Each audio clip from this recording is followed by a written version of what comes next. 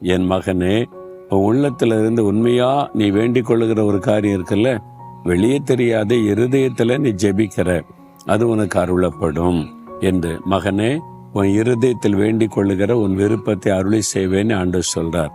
ஆனா நீ ஒண்ணு செய்யணும். என்ன செய்யணுமா? கர்த்தரிடத்தில் மன மகிழ்ச்சியாயிரு, அவர் உன் இருதயத்தின் வேண்டுதலை அருளி செய்வார். நீங்க கர்த்தருக்குள்ள மன மகிழ்ச்சியா இருந்தாதான் அருளி செய்வாராம். இப்ப தெரியுதா நான் ஏன் சொல்ற? சந்தோஷமா இருங்க, மகிழ்ச்சியா இருங்க. சந்தோஷமா இருக்கிறீங்களே நான் ஏன் கேட்கறேன்னு தெரியுமா?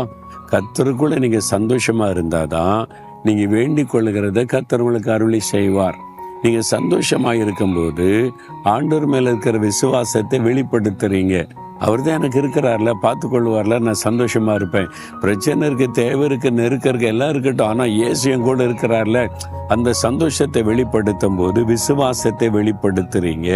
அப்போ இயேசு